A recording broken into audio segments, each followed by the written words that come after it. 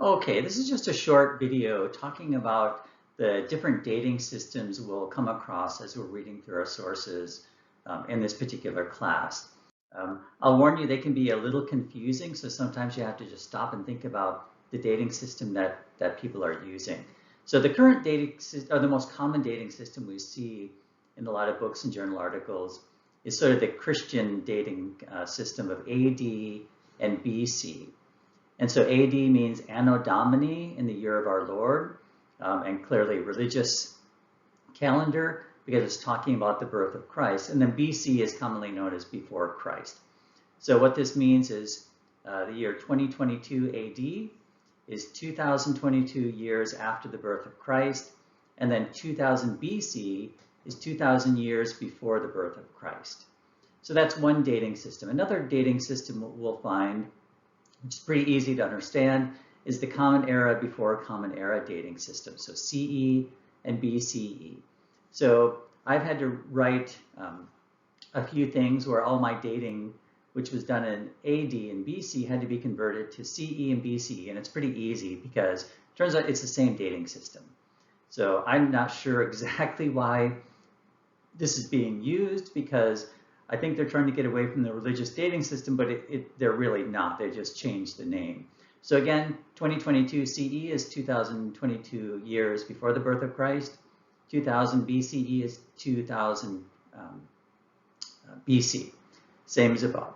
Now you do find another dating system quite often, and it's BP, or sometimes I should have put it on the slide, YBP. So years before present or before present. Now, unfortunately, present isn't the current year that we're in. Present is calculated as 1950. So this was done when they were just working out carbon dating. And so present is calculated as 1950. And at some point, they're going to have to change this. But anyway, that's what it is right now. So 6,000 years BP is 4050 BC or 4050 BCE. And the way you calculate that out, I put it here as the year 6000 before present minus 1950. So that gets us to 4050 BC or 4050 BCE. So when you're reading an article, be really careful when the dates are YBP or BP, because it's, at least for me, it's not intuitive what they're talking about, and I have to sit and calculate out. And what I usually do is convert 1950 to 2000, because it's easier for me to think about 6,000 minus 2,000, which is around 4,000 BC, rather than 1950. But just be aware of the dating system. Why is this important to know? Well, it's because articles and journals, articles and books have different dating systems that the publishers require. Like I said, some articles I write, these I can use BC and AD.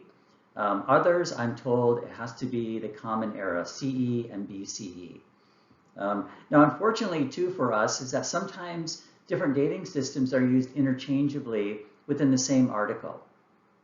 So you'll see YBP, years before present, in one sense, and then in the next sense, they might say 2000 BC. Or 2000 BCE. And so you have to be really careful about thinking about your dates. Now, we'll be going through this in class, but this is just a really quick breakdown of how scholars think about the chronology of ancient Egypt, or the time periods of ancient Egypt. So you've got the Paleolithic. Now, these are all, quite a few of these words, Paleolithic, Mesolithic, Neolithic, are Greek words. And so you break them down. Let me see if I can write on this. So paleo means old. Lithic means stone. So Paleolithic literally means the old Stone Age. Meso means middle. And again, lithic is stone. So Meso is the middle lithic, middle Stone Age. And then Neo means new. So you've got the new Stone Age. Now, it's during the Neolithic when people started to learn how to farm and domesticate animals. Now, in ancient Egypt, you have different areas divided into things like the pre-dynastic period. Now, it's really important. All these dates are really about. So the pre-dynastic period is pre means before, and dynastic means before there were kings and before there were like one area to rule. Now I've given my dates here BC. So pre-dynastics around 3,400 to about 2,686 BC or 2,600 or 2,700 BC. Then you get into what's called the Old Kingdom. This is also referred to as the Pyramid Age. This is where probably the most famous period in Egyptian history. It's where they first come together and have pharaohs or kings, and then I've given you the dates here. Now, you can see it lasts for about 250 years, give or take, and then Egypt is sort of punctuated by these intermediate periods. And an intermediate period is usually when the previous area breaks down. So the first intermediate period ends around 2055 BC, give or take 50 years. And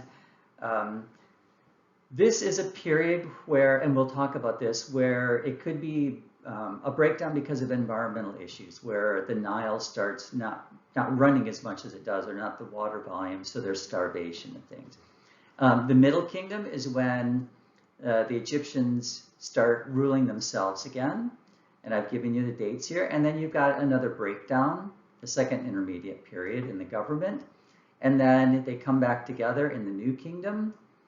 And then in the third period, they break down again, and then you get a whole series of sort of what they refer to as foreigners who take over Egypt.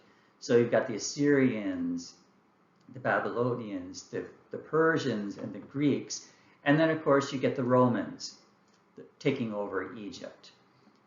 So this is just sort of quick and dirty, a lecture about the different dating systems, and then an overview of the chronology of ancient Egypt that we'll be covering in class. And I have a lecture on why these are broken down the way they are.